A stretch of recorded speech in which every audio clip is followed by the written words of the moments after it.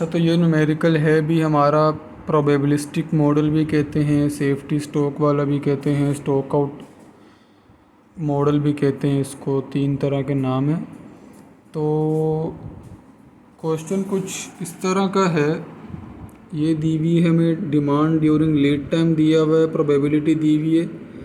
अच्छा, मैंने जो रखी है ना प्रोबेबिलिटी, वो रखी है इसकी 0.3 नहीं 0.2 है, 0.3 है, 0.4 है, और इसकी 0.1 रखी है, उसकी 0.2 ही रखी है। तो बाकी जो पेपर में आएगी आपने वही रखनी है। मैंने सिर्फ इसके लिए ऐसा किया है क्योंकि सर ने भी ऐसा ही किया था, चेंज करके दी थी। तो अब स्टार्ट करते हैं क्वेश्चन को। हमें रीऑर्डर पॉइंट दिया हुआ है without safety stock 200, carrying cost दी हुई है 30 पर यूनिट, और स्टॉक आउट कॉस्ट दी हुई है 70। और चलो शुरू करते हैं इसको। अभी रीऑर्डर पॉइंट हमारा, अच्छा ये मैंने सब कुछ लिख दिया पहले, डेटा वगैरह इधर। Number of order is equal to 1 लिखा है क्योंकि इसके अंदर हमें मेंशन नहीं है, क्योंकि नंबर ऑफ़ ऑर्डर वो ऑर्डर हैं कि कितनी पॉसिबिलिटी है कि एक साल में कितना सेफ्टी और कितना स्टॉक आउट हो सकता है। इसके अंदर नहीं है, पर ईयर लिखा हुआ है इसलिए हमने सिर्फ डायरेक्ट 1 ले लिया। अगर मेंशन होगा तो फिर वो आप यहाँ पर नंबर ऑफ़ ऑर्डर की जगह उसकी वैल्यू लिख देना।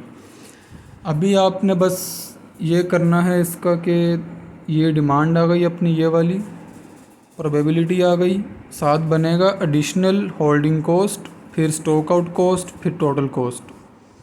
अब एडिशनल होल्डिंग कॉस्ट का फॉर्मूला है safety stock multiply by carrying cost. पहले मैं इसका बता दूँ फिर इसका बताता हूँ। अब रीऑर्डर पॉइंट हमारा 200 दिया हुआ है, तो हमने यहाँ पे 200 पे उसको मतलब ऐसे मार्क कर दिया। अब हमने ये करना है कि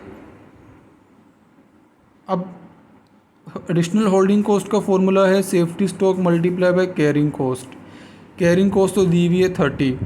अब 200 पे कोई भी सेफ्टी स्टॉक नहीं है, सही है, क्योंकि लिखा हुआ था यहाँ पे कि the reorder point without safety stock is 200 chairs. तो यहाँ पे जो सेफ्टी स्टॉक है वो 0 है, इसलिए हमने यहाँ पे 0 से उसको मल्टीप्लाई करवा के 0 आ गया। अब यहाँ पे वही कैरिंग कॉस्ट आ गई। यहाँ पे जो सेफ्टी स्टॉक है वो हमारा 100 है, क्योंकि हमारा रीऑर्डर पॉइंट 200 था, तो ये 300 है, तो पीछे कितना बचा 100, तो हमारा सेफ्टी स्टॉक 100 आ गया। अब उसके बाद ये इसके अंदर 200 है क्योंकि रीऑर्डर पॉइंट 200 है, और ये 400 है, पीछे कितना बचा 200, यहाँ पे 200 आ गया, मल्टीप्लाई बाय कैरिंग कॉस्ट की हमारे पास ये वाली आ गई एडिशनल होल्डिंग कॉस्ट। अब स्टॉक आउट कॉस्ट का फॉर्मूला है ये वाला कि आपने स्टॉक आउट यूनिट लिखनी है, multiply probability multiply stock out cost multiply number of order, फिर अगली लाइन के लिए प्लस करना है वही चीज़, फिर अगर चलता रहेगा आपने दोबारा प्लस करके ये चीज़ें सेम सेम लिखती रहनी है, सिर्फ वैल्यूज़ चेंज होंगी, वो मैं इधर करके बताता हूँ आपको अभी। अब ज़रा देखो, इधर तो था सेफ्टी स्टॉक, अब यहाँ पे सबसे पहले लिखना है हमने स्टॉक आउट यूनिट। अब देखो, अब अगर हमारे पास डिमांड 200 है, ठीक है, यहाँ पे 200 डिमांड है, लेकिन अगर 300 आ जाए इस वाले पॉइंट पे, अगर 300 की डिमांड आ जाए तो हमारा स्टॉक आउट कितना होगा, यूनिट 100, क्योंकि 300 में से 200 गया 100 होगा, तो मैंने यहाँ पे लिख दिया 100। और इसकी कितनी प्रोबेबिलिटी दी हुई है 0.3, और स्टॉक आउट कॉस्ट कितनी दी हुई है, फॉर्मूले में लिखा हुआ है स्टॉक आउट कॉस्ट कितनी दी हुई है 70, और नंबर ऑफ़ ऑर्डर 1 प्लस। अब इस पॉइंट पे रख के हमने इसका कर लिया। अब 200 डिमांड है, अगर 400 आ गई तो स्टॉक आउट कितना होगा, अच्छा हाँ, तो स्टॉक आउट कितना होगा हमारा, होगा 200 का, तो हमने प्लस करके अब 200 लिख दिया, और इसकी कितनी प्रोबेबिलिटी है 0.4, और स्टॉक आउट कॉस्ट कितनी है 70 मल्टीप्लाई बाय 1। इसके आगे कुछ भी नहीं है, बस इसको ऐड करो कैलकुलेटर से, ये हमारा आंसर आ गया 7700। अब इस पे रख के देखते हैं। अब 300 अगर हमारी डिमांड होती है तो हमारा स्टॉक आउट कितना होगा 100 का, तो हमने यहाँ पे 100 लिख दिया। अब मल्टीप्लाई बाय इसकी ही करवाएंगे प्रोबेबिलिटी से, 0.4 मल्टीप्लाई 70 मल्टीप्लाई 1। अब ये हमने करवा दिया। अब इसके बाद कुछ भी नहीं है, तो बस यहाँ पे ये इसको कैलकुलेटर सोल्व किया, 2800 आ गया। इन दोनों को प्लस, अच्छा टोटल कॉस्ट इन दोनों को प्लस करवाएंगे, इन दोनों को प्लस करवाया, ये आ गया। अब 400 पे आगे कुछ भी नहीं है, तो स्टॉक आउट नहीं हो सकता यहाँ पे।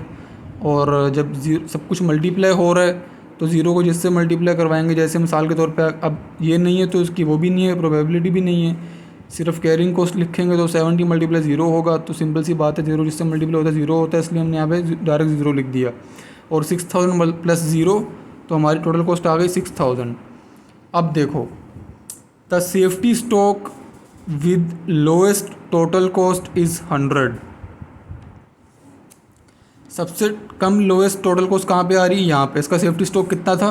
ये वाला 100 यहाँ पे था, तो हमने लिख दिया 100। Therefore the safety stock change reorder point two. अब सेफ्टी स्टॉक ने रीऑर्डर पॉइंट चेंज कर दिया, क्योंकि लोएस्ट टोटल कॉस्ट जो आ रही है हमारी यहाँ पे आ रही है। अब इसके अंदर प्लस कर दो 200 प्लस ये वाला सेफ्टी स्टॉक 100, हमारे पास 300 आ गया। Company now know that safety stock of 100 will be most economical decision.